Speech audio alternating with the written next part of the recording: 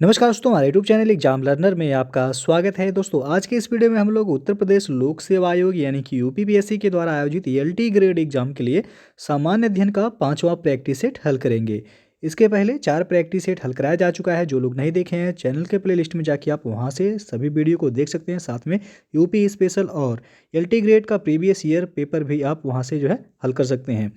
तो वीडियो को like share कर दीजिएगा। चैनल पर पहली बार आए हैं, चैनल को सब्सक्राइब कर लीजिएगा। साथ में बेल आइकन को प्रेस कर लीजिएगा, जिससे आने वाले अगले वीडियो का नोटिफिकेशन आपको पहले मिलता रहे।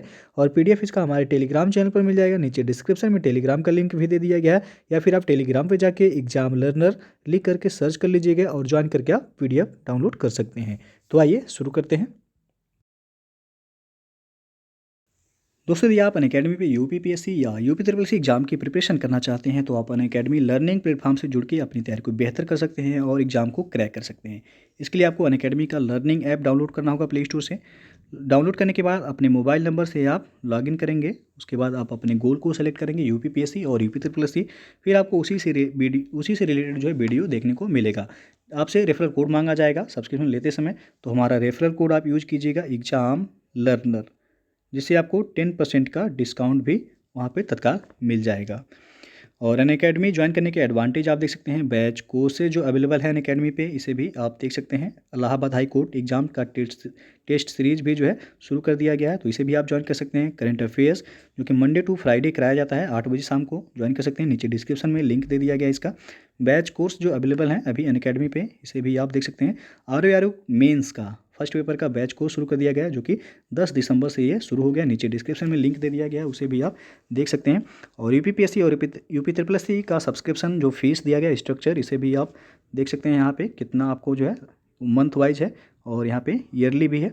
जो भी आप ज्वाइन करना चाहते हैं ज्वाइन कर सकते हैं।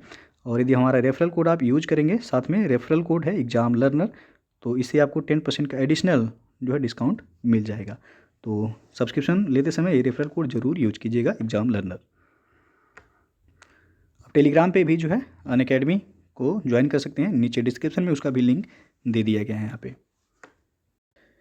तो पहला प्रश्न है, निम्न में से किस अधिवेशन के लिए कांग्रेस ने पहली बार एक महिला अध्यक्ष चुना था? तो 4 ऑप्शन है, इसमें कौन सा विकल्प सही हो जाएगा? तो ए ऑप्शन यहाँ पे सही हो जाएगा। कलकत्ता अधिवेशन 1917 में कांग्रेस के 32वें अधिवेशन का आयोजन दिसंबर 1917 के मध्य कलकत्ता में हुआ था, और इसमें एनी बेसेंट को कांग्रेस का प्रथम महिला अध्यक्ष चुना गया था। और यदि पूछा जाए कि किस अधिवेशन में प्रथम भारतीय महिला को कांग्रेस जो है का अध्यक्ष चुना गया था, तो भारतीय राष्ट्रीय कांग्रेस का, तो 1925 में सरोजनी नायडू को कानपुर अधिवेशन में इनको अध्यक्ष चुना गया था। तो ये प्रथम भारतीय महिला हैं, लेकिन पहली महिला वह एनी बेसेंट थी। इनको 1917 कलकत्ता अधिवेशन में कांग्रेस का जो है अध्यक्ष चुना गया था। तो ये ऑप्शन यहाँ पे सही हो जाएगा। दूसरा प्रश्न, निम्नलिखित में से किसने हिरण्यगर्भ धार्मिक कार्य कराया था? तो दंती दुर्ग ने। सी विकल्प यहाँ पे सही हो जाएगा। दंती दुर्ग, या इसे दंती बर्मन भी कहते हैं, ये मान्यखेत के राष्ट्रकूट वंश का संस्थापक था। उसकी राजधानी वर्तमान कर्नाटक के गुलबर्गा क्षेत्र में थी। तो यहाँ पे जो है सी ऑप्शन सही हो जाएगा आपका। तीसरा प्रश्न है, कनिष्क के सारनाथ बौद्ध प्रतिमा अभिलेख की तिथि क्या है? तो 81 ईस्वी सन है। बी ऑप्शन यहाँ पे सही हो जाएगा। कनिष्क के सारनाथ बौद्ध अभिलेख की तिथि वह 81 ईस्वी सन है। यह प्रतिमा मथुरा से ला करके कनिष्क के राज्यारोहण जो कि 78 ईस्वी सन में हुआ था, इसके तीसरे वर्ष सारनाथ में स्थापित की गई थी। तो बी विकल्प सही है। चौथा प्रश्न है, औरंगजेब ने किसको साहिबात उज जमानी की उपाधि प्रदान की थी? तो जहां आरा को। सी विकल्प यहाँ पे सही हो जाएगा। औरंगजेब ने जहां आरा को साहिबात उज जमानी की उपाधि प्रदान की थी। जहां आरा बेगम ये सम्राट शाहजहां और महारानी मुमताज महल की सबसे बड़ी बेटी थीं। वह अपने पिता के उत्तराधिकारी और छठे मुगल सम्राट औरंगजेब की बड़ी बहन भी थीं। तो सी ऑप्शन सही हो गए यहाँ। पांचवा प्रश्न है, बंगाल के विभाजन के समय बंगाल का लेफ्टिनेंट गवर्नर था, तो वह था सर एंड्रूज फ्रेजर। ये विकल्प यहाँ पे सही हो जाएगा। सर एंड्रूज हेंडरसन ये लीथ फ्रेजर इनका पूरा नाम था, और ये भारतीय सिविल सेवा के अधिकारी थे। इन्होंने वर्ष 1903 से लेकर के 1908 तक 1903 से 1908 8 तक बंगाल के लेफ्टिनेंट गवर्नर के रूप में अपनी सेवाएं दी थी और बंगाल विभाजन जो कि 1905 में हुआ था, इसकी योजना में इनकी महत्वपूर्ण भूमिका भी रही थी। तो बंगाल विभाजन कब हुआ था? 1905 में हुआ था। उस समय वायसराय कौन था? तो लॉर्ड कर्जन था उस समय वायसराय। लेकिन यहाँ पे पूछा है बंगाल का लेफ्टिनेंट गवर्नर कौन था उस समय? तो सर एंड्रूज फ्रेजर था। छठवां प्रश्न है, भारतीय पशु चिकित्सा विज्ञान अनुसंधान संस्थान अवस्थित है? तो यह बरेली में है, ये ऑप्शन सही हो जाएगा। और बरेली के इज्जत नगर में है। यदि एग्जैक्ट ऑप्शन में देगा तो इज्जत नगर सही हो जाएगा, लेकिन जिला दिया गया बरेली हो जाएगा। सातवां प्रश्न है, जलवायु परिवर्तन पर भारत की प्रथम राष्ट्रीय कार्य योजना कब लोकार्पित की गई थी? तो 2008 में, बी ऑप्शन यहाँ पे सही हो जाएगा। जलवायु परिवर्तन पर भारत की प्रथम राष्ट्रीय कार्य योजना 30 जून 2008 को लोकार्पित की गई थी और इस कार्य योजना को जारी करने का उद्देश्य जलवायु परिवर्तन के बढ़ते दुष्प्रभावों को कम करना था। आठवां प्रश्न है कि भारत की संविधान सभा की अंतिम बैठक की सही तिथि को बताइए। तो वह है 24 जनवरी 1950। सी विकल्प यहाँ पे सही हो जाएगा। भारतीय संविधान के निर्माण के दौरान संविधान सभा के 11 अधिवेशन हुए थे और 11वें अधिवेशन के अंतिम दिन 26 नवंबर 1949 को संविधान को अंगीकृत किया गया था, यानी कि स्वीकार किया गया था। और इन 11 अधिवेशनों के अतिरिक्त संविधान सभा पुनः 24 जनवरी 1950 को वह आयोजित हुई थी और जब सदस्यों द्वारा भारत के संविधान पर हस्ताक्षर किए गए थे। तो यहाँ पे सी ऑप्शन सही हो जाएगा, 24 जनवरी 1950। नौवां प्रश्न है, लोकसभा में केंद्र शासित क्षेत्रों का सर्वाधिक प्रतिनिधित्व कितना हो सकता है? तो 20।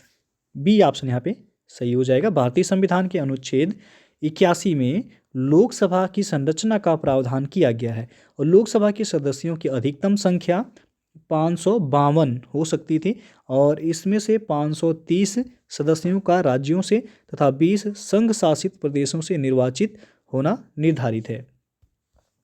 10वां प्रश्न है, जनसंख्या की प्राकृतिक वृद्धि निम्न में से किसका परिणाम है? पहला है यहाँ पे अशोधित जन्म दर दिया गया है, बी है अशोधित मृत्यु दर, सी है प्रव्रजन यानी कि माइग्रेशन और डी है विवाह। दिए गए कोड से सही उत्तर का चयन कीजिए।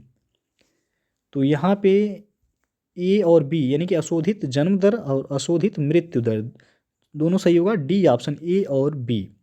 जनसंख्या वृद्धि या कह सकते हैं जनसंख्या परिवर्तन का अभिप्राय किसी क्षेत्र में समय की किसी निश्चित अवधि के दौरान बसे हुए लोगों की संख्या में परिवर्तन से है। यह परिवर्तन धनात्मक भी हो सकता है, ऋणात्मक भी हो सकता है, दोनों हो सकता है। इसे निरपेक्ष संख्या या प्रतिशत के रूप में हम अभिव्यक्त कर सकते हैं। जनसंख्या परिवर्तन किसी क्षेत्र की आर्थिक प्रगति, सामाजिक उत्थान और ऐतिहासिक और सांस्कृतिक पृष्ठभूमि का महत्वपूर्ण सूचक होता है। तो जनसंख्या की प्राकृतिक वृद्धि किसी क्षेत्र विशेष में दो समय अंतरालों में जन्म और मृत्यु के अंतर से बढ़ने वाली जनसंख्या को उस क्षेत्र की प्राकृतिक वृद्धि कहते हैं। जनसंख्या की प्राकृतिक वृद्धि बराबर होता है जन्म माइनस मृत्यु। तो यहाँ पे ए और बी दोनों होगा, तो इसलिए डी ऑप्शन सही हो जाएगा। 11वां प्रश्न है, उत्तर प्रदेश में पूर्वांचल एक्सप्रेसवे मार्ग निम्नलिखित में से किस नगर से नहीं गुजरेगा? तो यह बस्ती से होकर के नहीं गुजरेगा, बी ऑप्शन यहाँ पे सही हो जाएगा। 14 जुलाई 2018 को प्रधानमंत्री नरेंद्र मोदी ने उत्तर प्रदेश के जनपद आजमगढ़ के ग्राम मंदुरी में पूर्वांचल एक्सप्रेसवे के निर्माण कार्य का जो है शिलान्यास किया था। और पूर्वांचल एक्सप्रेसवे लखनऊ से प्रारंभ होकर बाराबंकी, अमेठी, सुल्तानपुर, फैजाबाद, अम्बेडकर नगर, आजमगढ़ होते हुए मऊ होते हुए जो है गाजीपुर तक ये जाएगा। इसमें बस्ती से होकर यह नहीं गुजरेगा, तो बी ऑप्शन यहाँ पे सही हो जाएगा। अगला प्रश्न है, निम्न में से कौन सा सबसे बड़ा पठार है? 4 ऑप्शन है, इसमें से कौन सा सबसे बड़ा पठार है? तो कोलोराडो का पठार, सी ऑप्शन यहाँ पे सही हो जाएगा। और अगला प्रश्न है कि अधोलिखित में से कौन सा जीव से जैवमंडल तक जैविक संगठन का सही क्रम है? तो यहाँ पे सही क्रम है जनसंख्या, समुदाय, पारिस्थितिक तंत्र और भूदृश्य, सी ऑप्शन यहाँ पे सही हो जाएगा। अगला प्रश्न है, निम्नलिखित युग्मों में कौन सही सुमेलित नहीं है? तो इसमें डी ऑप्शन मालदीव दिया गया है, मालाबो। तो मालदीव की राजधानी मालाबो नहीं बल्कि माले है और मालाबो इक्वेटोरियल गिनी की राजधानी है। किसकी? इक्वेटोरियल गिनी की राजधानी है मालाबो और मालदीव की राजधानी है माले। तो डी ऑप्शन सही सुमेलित नहीं है। बाकी गिनी बिसाऊ की राजधानी बिसाऊ है, ताइवान की राजधानी है ताइपेई, निकारागुआ की राजधानी है मानागुआ। अगला प्रश्न है, निम्नलिखित में से कौन सी नहर दक्षिण जर्मनी में आंतरिक जलमार्ग के रूप में प्रयोग की जाती है? तो है लुडविग्स नहर। सी विकल्प यहाँ पे सही हो जाएगा। और अगला क्वेश्चन है, रानी झांसी समुद्री राष्ट्रीय पार्क की स्थापना हुई थी? तो 1996 में हुआ था। सी विकल्प यहाँ पे सही हो जाएगा। रानी झांसी समुद्री राष्ट्रीय पार्क की स्थापना 1996 में हुई थी और यह पार्क अंडमान एवं निकोबार द्वीप समूह में स्थित है। और ये इसका यदि क्षेत्रफल यदि पूछा जाए कि कितने वर्ग क्षेत्र में ये विस्तारित है, तो 256.14 वर्ग किलोमीटर क्षेत्र में यह विस्तृत है। अगला प्रश्न है, प्रोटेम स्पीकर सामान्यतः किसे नियुक्त किया जाता है? तो नवनिर्वाचित लोकसभा के वरिष्ठतम सदस्यों में से किसी एक को प्रोटेम स्पीकर नियुक्त किया जाता है। सी ऑप्शन यहाँ पे सही हो जाएगा। और संसद के जो है निम्न सदन यानी कि लोकसभा में सबसे अधिक समय गुजारने वाले सदस्य या निर्वाचित सबसे वरिष्ठ सदस्य को ही प्रोटेम स्पीकर यानी कि अस्थायी स्पीकर नियुक्त किया जाता है।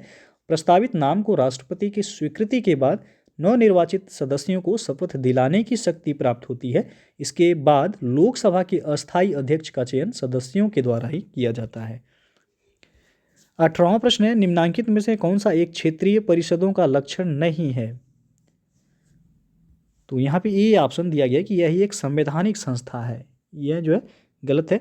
तो क्षेत्रीय परिषद एक सांविधिक निकाय है, न कि जो है संवैधानिक संस्था, जिनका गठन राज्यों के बीच अंतर राज्य सहयोग और समन्वय बढ़ाने के लिए राज्य पुनर्गठन अधिनियम 1956 के तहत किया गया था। इनकी संख्या 5 है।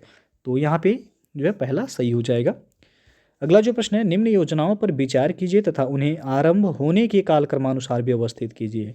पहला है प्रधानमंत्री जनधन योजना, दूसरा है digital gender Atlas for advancing girls education in India, तीसरा है प्रधानमंत्री सुरक्षा बीमा योजना, चौथा है मुद्रा बैंक योजना। तो नीचे दिए गए कूटों में से सही उत्तर का चयन कीजिए। तो सबसे पहले दिया गया प्रधानमंत्री जनधन योजना। इसकी शुरुआत हुई थी 28 अगस्त 2014 को। उसके बाद है digital gender Atlas for advancing girls education in India. तो इसकी शुरुआत हुई थी 9 मार्च 2015, 19 नहीं 2015 में शुरुआत हुई थी। उसके बाद है प्रधानमंत्री सुरक्षा बीमा योजना। तो इसकी शुरुआत हुई थी प्रधानमंत्री सुरक्षा बीमा योजना, तो यह 9 मई 2015 को शुरू हुआ था, 9 मई 2015 को। और लास्ट में है मुद्रा बैंक योजना। तो मुद्रा बैंक योजना यह 8 अप्रैल 2015 को शुरू हुआ था। 8 अप्रैल 2015 को प्रधानमंत्री मुद्रा योजना शुरू हुआ था। तो कालक्रम के अनुसार व्यवस्थित करना है। तो 1 2 4 3, तो 1 2 4 3 यानी कि पहला ही ऑप्शन यहाँ पे सही हो जाएगा। अगला प्रश्न है, सामाजिक सुरक्षा अधिनियम 2008 के अंतर्गत प्रारंभ की गई राष्ट्रीय स्वास्थ्य बीमा योजना आच्छादित करती है तो केवल असंगठित क्षेत्र के श्रमिकों को। सी विकल्प यहाँ पे सही हो जाएगा। और 21वां प्रश्न, स्टार्टअप्स की विशेष आवश्यकताओं को पूरा किया जाता है तो यहाँ पे डी ऑप्शन सही होगा, उपरोक्त सभी से। स्टार्टअप्स की विशेष आवश्यकताओं को दूत निवेशकों, जोखिम युक्त पूंजी तथा भीड़ वित्त पोषण के माध्यम से पूरा किया जाता है। इन्हें वित्त पोषण के क्षेत्र में नई पीढ़ी के स्रोत का दर्जा दिया गया है।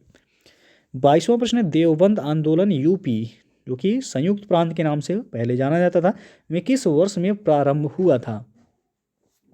तो 1866 में। डी विकल्प यहाँ पे सही हो जाएगा। देवबंद आंदोलन की शुरुआत मौलाना हुसैन अहमद एवं अन्य लोगों के द्वारा 1866 ईस्वी में देवबंद यूपी जो कि संयुक्त प्रांत के नाम से उस समय जाना जाता था में दारुल उलूम की स्थापना के साथ हुई थी।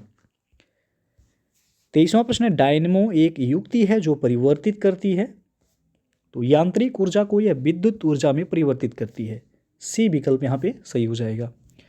और अगला प्रश्न है, जो मनुष्य यह नहीं समझ पाता है कि कब उसे भोजन करना रोक देना चाहिए वह पीड़ित है तो बुलिमिया से पीड़ित है वह। ये विकल्प यहाँ पे सही हो जाएगा। बुलिमिया से ग्रस्त व्यक्ति बहुत कम समय में बहुत अधिक मात्रा में भोजन का सेवन कर लेता है और फिर वजन वृद्धि से बचने के लिए जो है वो मल त्याग आदि माध्यमों से ग्रहण किए गए भोजन का त्याग करने के लिए प्रयासरत रहता है। और बुलिमिया से ग्रस्त व्यक्ति ऐसा महसूस करता है कि उसका इस बात पर कोई नियंत्रण नहीं है कि उसे कितना भोजन करना है। तो ये ऑप्शन सही हो जाएगा।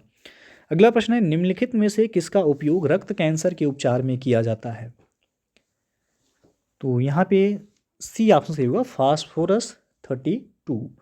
रेडियो फास्फोरस यानी कि 32 का उपयोग ल्यूकेमिया, जिसे रक्त कैंसर कहते हैं, एक प्रकार का रक्त कैंसर है ये, इसके इलाज में किया जाता है।